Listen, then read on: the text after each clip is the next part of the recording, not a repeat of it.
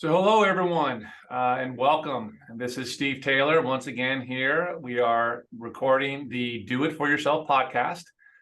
I am the lead advisor and founder of Merited Wealth. And really on this podcast, what I try to do is I invite people out there that are kind of doing it for themselves, self-employed and in different ways, right? That means many different things, many different professions and the like.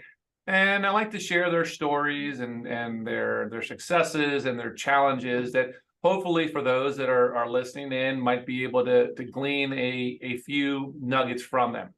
So today, this is one of my first guests in the design industry. I'm really excited to go through through the conversation and learn about her story and learn about what led her to where she is today. And so Jessica, if you can give us a brief introduction about you and your company.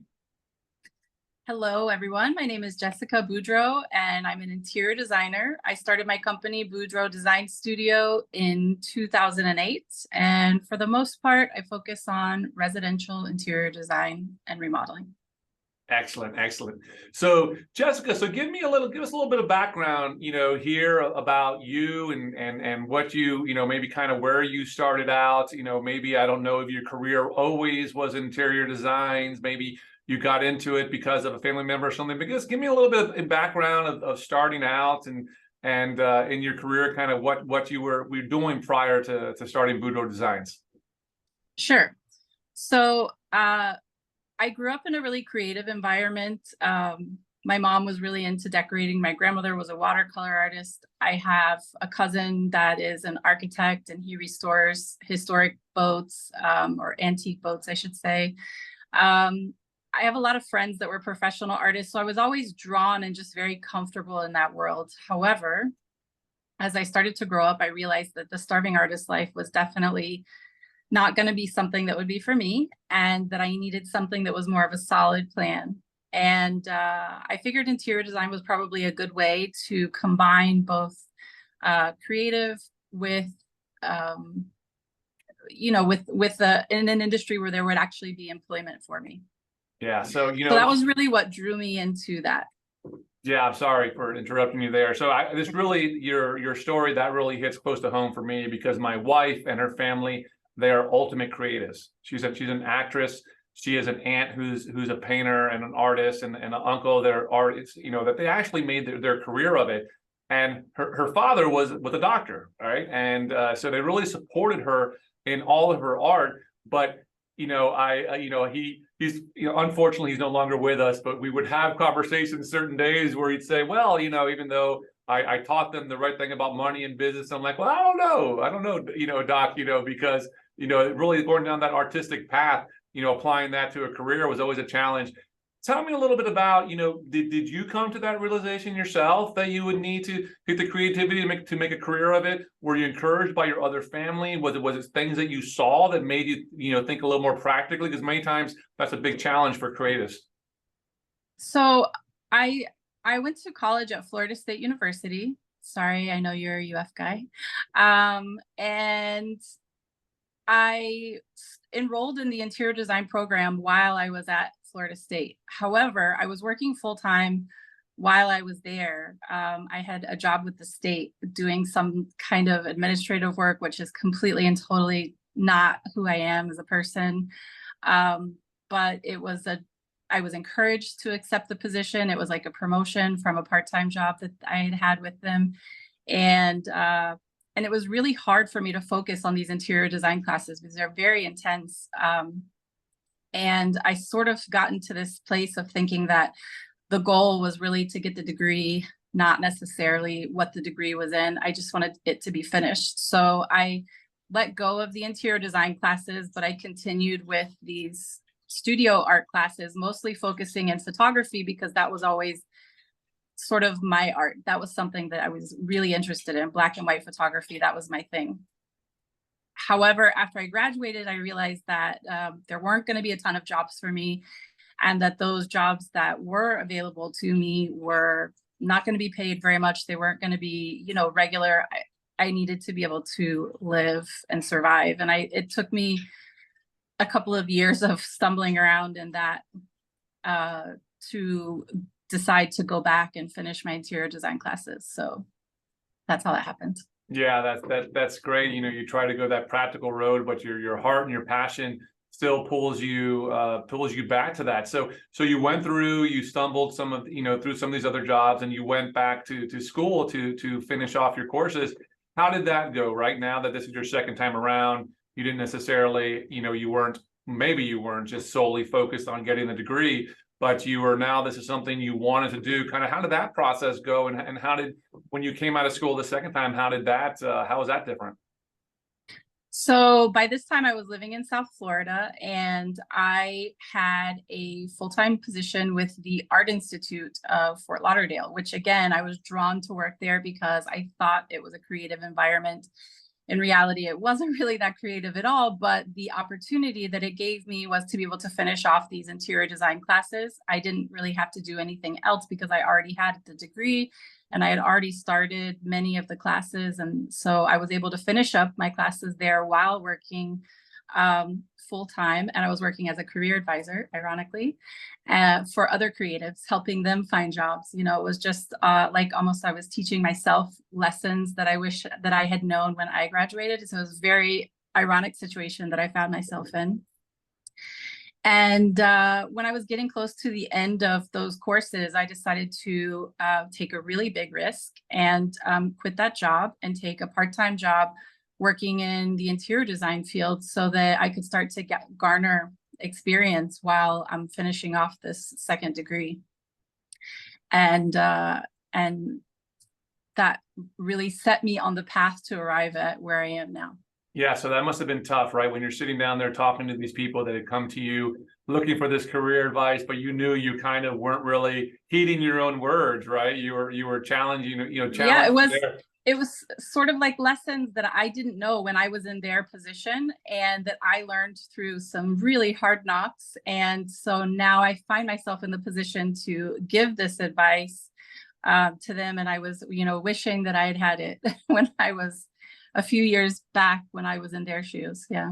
Yeah, well, I'll get to this at the end, but this is always a question I ask myself. If I would go back and talk to my younger self, would I listen to me? Right? Would I take my advice? Because I'm, stubborn to bull through it. So you started this position and part-time, working in interior design. So how did that work? How did you navigate through that? Did it eventually maybe become something full-time? Did you take a job with it for a while? So how did you navigate? Sounds like, now, you've been through a couple of iterations, what you like doing, but it's not, necessarily, checking every box. How did that process go?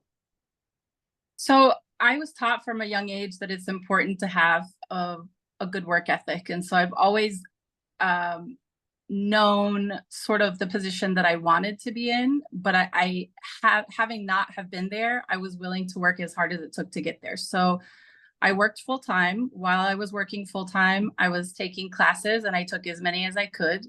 And also while I was working full time and taking all of these classes, I also did an unpaid internship to sort of get me started. And I had really at this stage enough professional experience to qualify for most jobs, but specifically for interior design, I was going to have to cram and sort of get that experience quickly. So that's what I did. So when I finished the internship, I then took a part-time job and I worked for a company that did architectural renderings and presentations, which was really amazing because when I got to the point where I started my business, that experience that I garnered on that job was what really helped me get through the transition time. But we'll get to that. Yeah, but so did you, when you were going through this and you were in that job and it was part-time, did you always from the get-go, right? There's a lot of studying, a lot of hard work, tremendous work around here. Did you always kind of have this vision that in the end you'd kind of be doing it for yourself, or did that come as you were working through it? How did that evolve?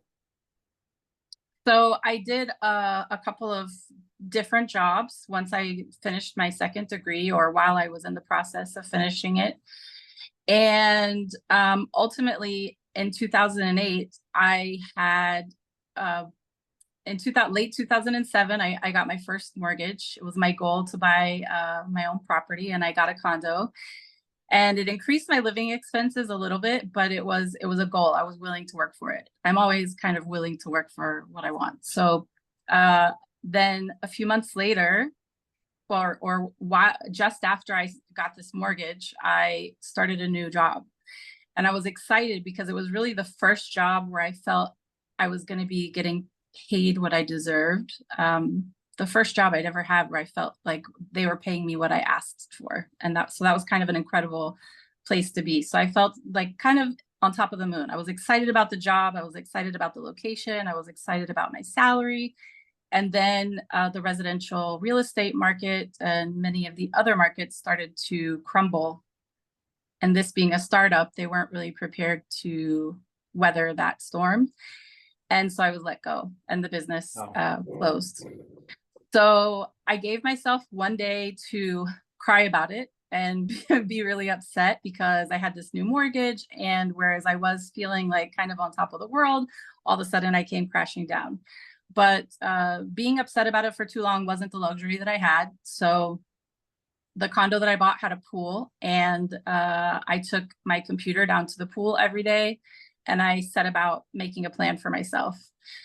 So the first idea that I had was to outsource myself as somewhat of a ghost designer to some older interior designers that I figured probably didn't have the digital skills that I had. So that's when all of the skills from this position that I had doing presentations and working with animators and renderers to do these great presentations for architects, that came in handy because then I was able to replicate that in my way for these other designers.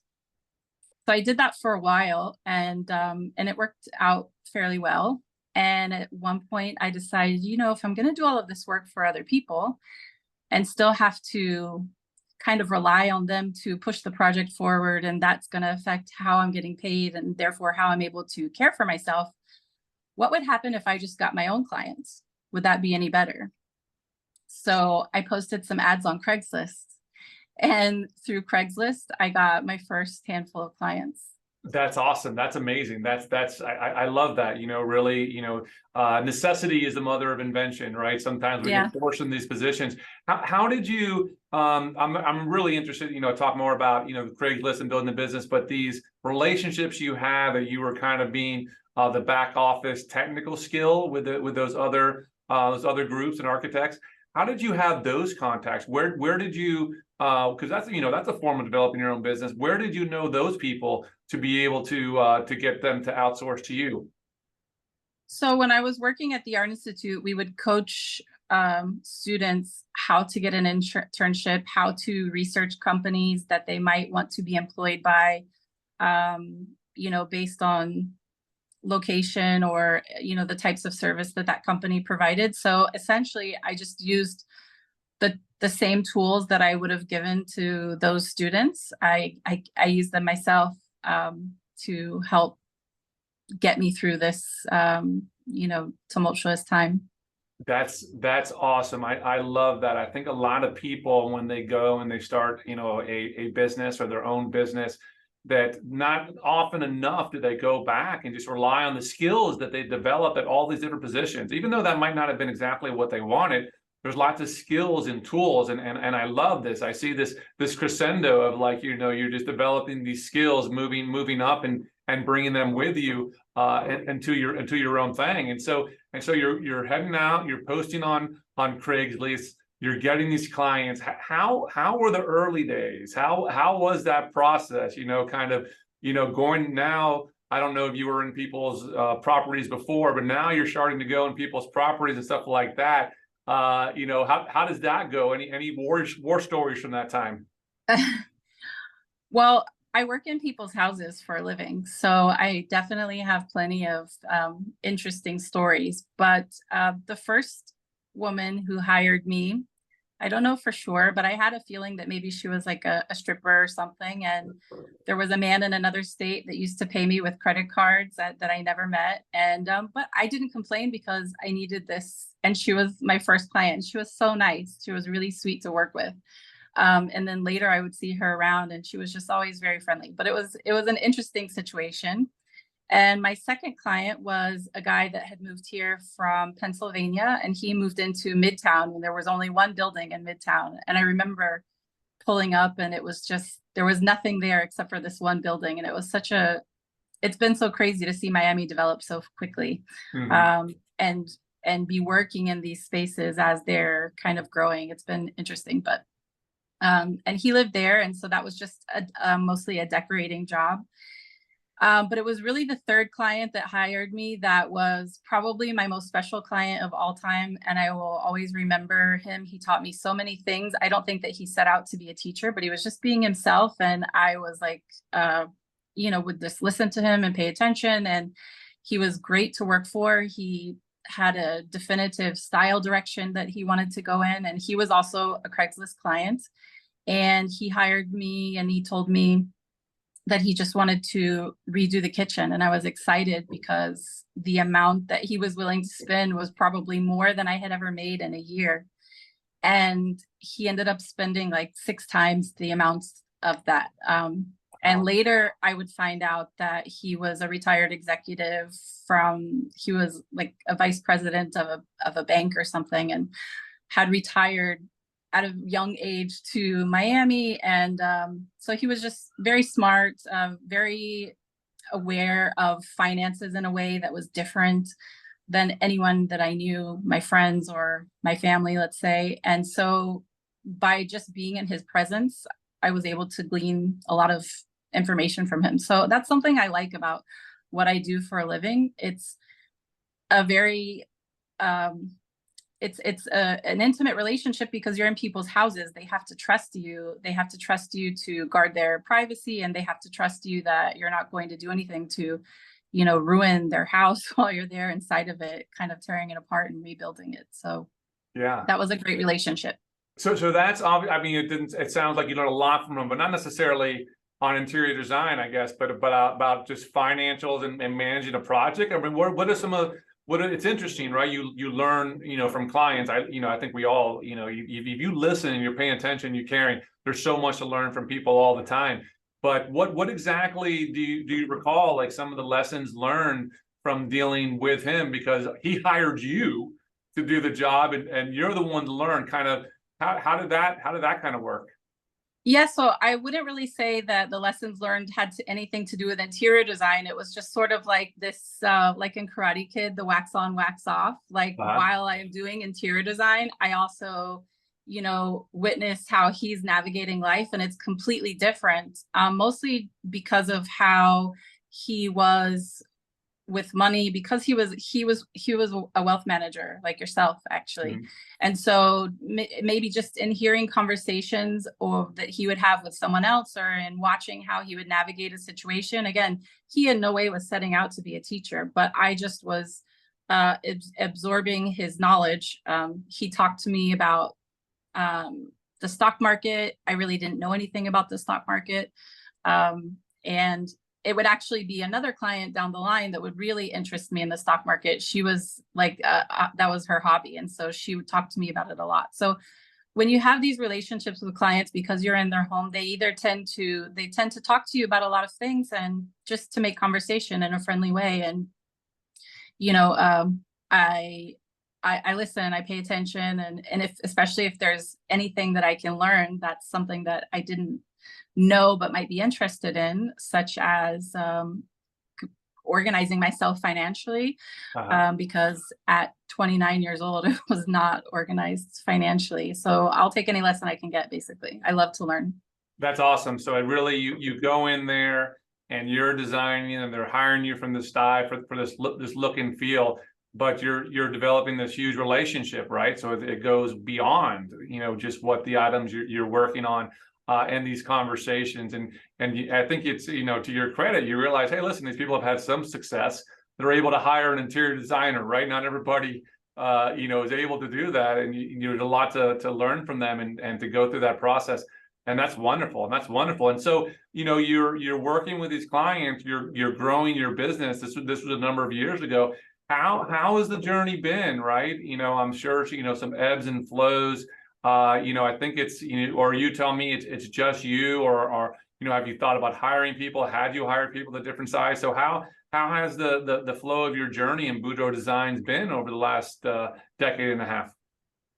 So everything started very organically. So on that same project with the gentleman I just mentioned to you, that was where at that time a lot of contractors, architects, and everything like that had left Miami because of what was happening with the real estate market and there being a decline in jobs. And me just getting started and not really knowing too many people, I had to use what I had, which was myself. And I met a gentleman who was a painter, and we still work together today. He was great and very knowledgeable and was a good resource for me to learn a lot. He's really much more than a painter, but that's his main service. And then from there are some other things that he does as well. And what I learned from that was, so the design takeaways, I guess, that I learned on that project were that if I find someone who is loyal to me, does good work, shows up on time, and who offers fair pricing and doesn't try to, be excessive, I guess, with what they're charging, I stick with those people. So for example, that gentleman, we've been working together for 15 years. And I also met some really great plumbers at that time, and they've since retired, but I stuck with them. So that was something I learned: be loyal to the people that are good to me and that do good work for my clients. Have I hired people? Yes, I have. Having been not the best employee myself, because I think I'm great and very responsible at what I do for myself, and I care. And I also feel that I'm compensated what I'm worth when I'm working on my own. When I had jobs, I never felt that way.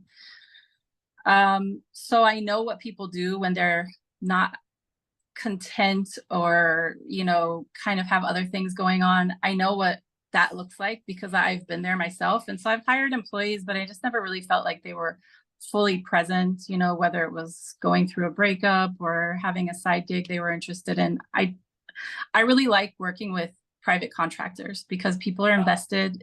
It's their business and they care more. So that's an environment I'm more comfortable with, like working with freelancers and private contractors. So I tend to do everything that way. Yeah, that's interesting. That's wonderful. It's really hard, right? So when you hire someone, I always, like to your point, they might be good, hardworking, but some people, when they're receiving a W-2, they're employed, kind of their motivation gets sapped, right? Whatever it might be. Yeah. I know that's you, that's likely me, but what you find, what was critical was these trustworthy and honest partners, in that you're here doing it for yourself and they're all doing it for themselves as well. And to you, that worked better because of just the motivation and the structure in those relationships, rather than trying to say, hey, I'm going to grow and get a bunch of people under my my umbrella and start paying them as W-2. You found that worked and really was a better environment for you and for those people you're working with. Yeah, I think that everybody, well, I shouldn't say everyone, but I appreciate having the sense of freedom that working on my own provides me. And I'm willing to accept the responsibility that comes with it. And so I like working with people that have that same sort of mentality. Yeah. Yeah, that's wonderful. I get that, right? You want like minds, you want to be attracted to like-minded people. And that's how you do it. Yeah, that's what attracts me to clients like you and all the like, with that kind of mentality. So here you are, Boudreaux Design is, about 15 years in. What's your thoughts about the growth, the future? Are you trying new stuff? Are you looking into new areas? Kind of what are you thinking, 5-10 years from now, what's it going to look like? Well, the growth was always something that was relatively organic, and I've never been, I guess I've never been this sort of person that says, okay, I need to make this much money. How do I do that? Right. But we'll say in 2016-ish, I did start working with a business coach from the SBDC, and that was really helpful. And they helped me to make some website changes and, focus on marketing efforts, and I participated in a few of the Florida home design and remodeling shows that led to being on a local design television show called SoFlo Home. And so that was really a fun time because in those years I was really developing the business. Around that same time, I got some clients in New York as well. So that was exciting because then I got started to get to travel for work, and I really enjoyed that. And then all of that sort of came to a halt around COVID. Mm-hmm. And so then, we weren't allowed to go inside of buildings. I had a client that lived in Golden Beach, which is a private neighborhood.